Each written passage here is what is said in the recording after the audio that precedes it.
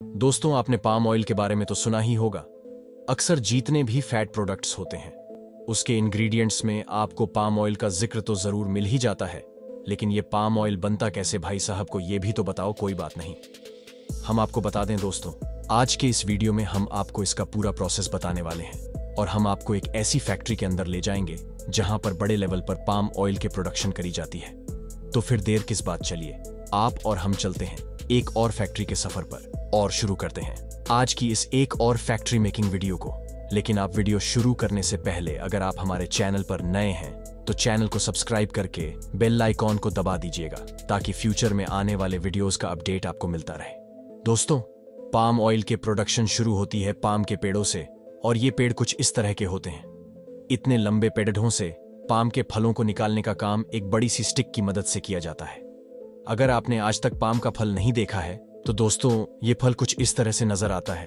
अगर आप इस फल को काटेंगे तो आपको इसके अंदर कुछ इस तरह का बीज दिखाई देगा जिसे पाम नट कहते हैं, जो सफेद रंग का होता है।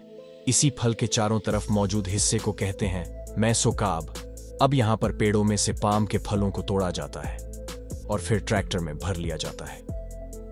इस पूरे प्रोसेस को हार्वेस्टिंग कहते हैं, जहां पर कई बार पेड़ों से पाम के फलों को निकालने के लिए शोवेल्स का इस्तेमाल किया जाता है, जैसे कि आप इस वीडियो में देख सकते हैं। और कई बार जैसी मशीनों का भी इस्तेमाल किया जाता है जो जमीन पर पड़े इन पाम के फलों को उठाकर ट्रकों में भर देती है। ठीक है, अब दोस्तों, एक पाम का पेड़ लगभग 16 से 20 किलो तक के पाम के फल को हर साल प्रोड्यूस कर सकते हैं और एक पाम के पेड़ से हम 25 से 30 साल तक पाम ऑयल निकाल सकते हैं। अब जिन जगहों पर पाम के पेड़ों की हार्वेस्टिंग नहीं करी जा सकती तो इन जगहों के लिए कुछ इस तरह के प्रोसेस का इस्तेमाल किया जाता है जिससे इस पूरे हार्वेस्टिंग का प्रोसेस दुगनी रफ्तार में हो जाता है।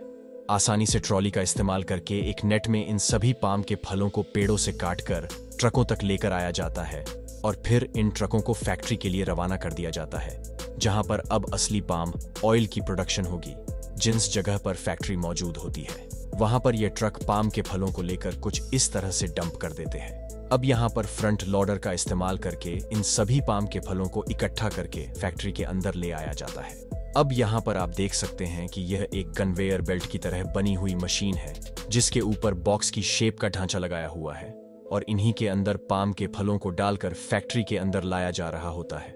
और दोस्तों, इन्हें कन्वेयर बॉक्सेस भी कहा जाता है। फिर धीरे धीरे करके ये फैक्ट्री के अंदर बिल्कुल आ जाते हैं। ठीक है, अब यहां पर अब दूसरे प्रोसेस को शुरू किया जाता है जिसका नाम है स्टेरिलाइजेशन प्रोसेस।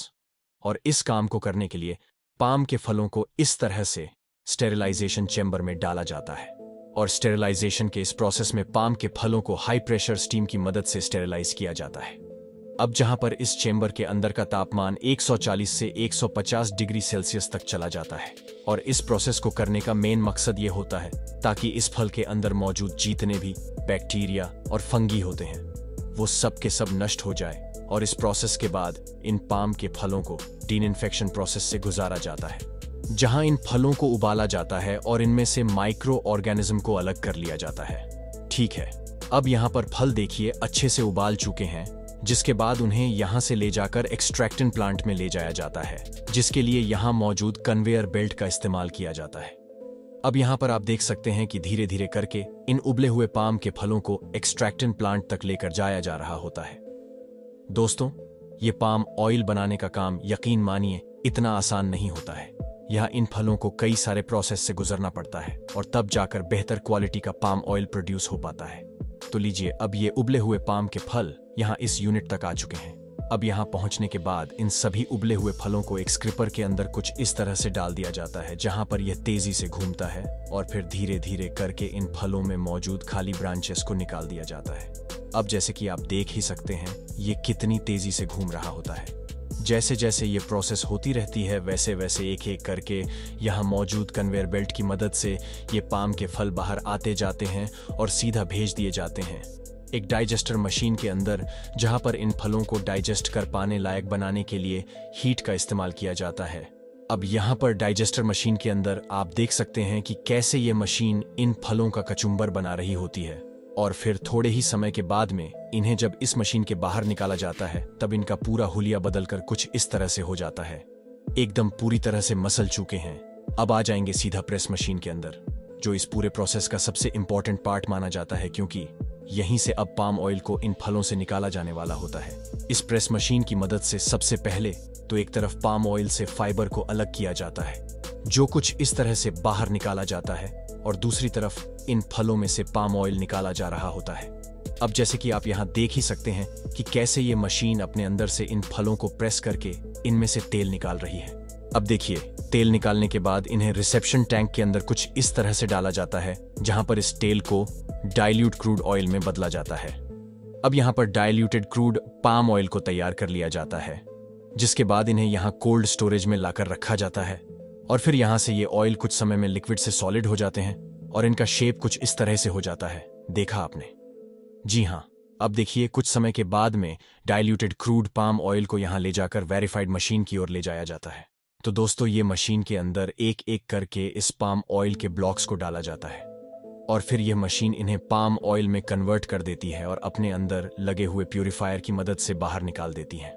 अब यहाँ इस पूरी प्रोसेस के बाद अंत में जाकर इस पाम ऑयल को बोतलों में भर दिया जाता है, और दूसरी तरफ पाम के फलों से जो कुछ भी बचा हुआ रह जाता है उसे यहाँ मौजूद इस सुलझ टैंक में भेज दिया जाता है, और फिर इन्हें यहीं से डिफेंडर में भेजा जाता है, और उनका डिफेंडर स्लेज बनकर तैयार हो जाता है, और बाद में इन्हें मार्केट में बेचने के लिए भेज दिया जाता है। तो दोस्तों, यह तो हमने आपको दिखाया कि फैक्ट्री में पाम ऑयल कैसे बनाया जाता है। चलिए, अब हम आपको एक और तरीके के ऑयल की मैन्युफैक्चरिंग दिखाते हैं, जैसे आजकल हर घरों में इस्तेमाल किया जाता है। हम बात कर रहे हैं पीनट ऑयल, यानी कि मूंगफली के तेल की। अब देखिए, इसे बनाने के लिए सबसे पहले मूंगफलियों को फैक्ट्री में लाकर एकदम रख दिया जाता है, भर भरा कर, ठीक है। और इस तरह की फैक्ट्री में साल भर में 2 लाख लीटर से भी ज्यादा मूंगफली का तेल बनाया जाता है। और यहां लाई गई मूंगफली में इस बात का खास ध्यान रखा जाता है कि इनमें नमी कम हो, जिसके बाद में बेहतर क्वालिटी का ऑयल तो बनाया ही जा सके। अब देखिए, यहां सबसे पहले मूंगफलियों को ऑटोमेटिक थ्रेशर मशीन में भेज दिया जाता है, जहां पर मूंगफली के दाने और छिलके अपने आप अलग हो जाते हैं। अब यहां पर अगर यही काम अपने हाथों से करेंगे तो काफी समय लगेगा। अब अलग हो चुके मूंगफली के दानों को अब ऑयल प्रेस मशीन में डाला जाता है। अब यहाँ पर आप देख रहे होंगे कि मूंगफली के दानों के साथ साथ इनके छिलकों को भी डाला जा रहा है। ऐसा इसलिए क्योंकि छिलके में भी काफी ज्यादा मात्रा में न्यूट्रिशन से मौजूद होते हैं, और कुछ समय में इस मशीन से तेल इस तरह से निकलने लगता है। लेकिन अभी भी ये पूरी तरह से इस्तेमाल करने वाला तेल नहीं है, इसीलिए इन्हें अब स्टोर रूम में भेजा जाएगा, जहां एक तरफ तेल निकल रहा होता है तो दूसरी तरफ इसका बाय प्रोडक्ट भी निकल रहा होता है, जिसमें अभी भी काफी तेल मौजूद है। और इसको यूटिलाइज करने के लिए कन्वेयर बेल्ट की मदद से बगल में लगे हुए मौजूद ऑयल प्रेस मशीन के अंदर डालकर बचे हुए तेल को निकाल लिया जाता है। अरे, बूंद बूंद को निकाल लिया जाएगा दोस्तों, और क्या, चलिए, तो तेल तैयार हो चुका है और उसे यह फिल्टर किया जाता है, और यहाँ इन फिल्टर मशीनों में इसे 2 बार फिल्टर किया जाता है। इसीलिए इस तेल को डबल फिल्टर ग्राउंडनट ऑयल कहा जाता है। अभी यहाँ इस मशीन में नल लगाए गए हैं जिनसे तेल निकलता है दोस्तों। इस मशीन के अंदर फिल्टर प्रोसेस के लिए किसी भी तरह के केमिकल का इस्तेमाल नहीं किया जाता। यहाँ पर सिर्फ कॉटन के कपड़ों की मदद से इस तेल को फिल्टर किया जाता है, और फिल्टर का काम जो पूरा हो जाता है, इसके अंदर से मूंगफली का तेल बाहर आने लगता है।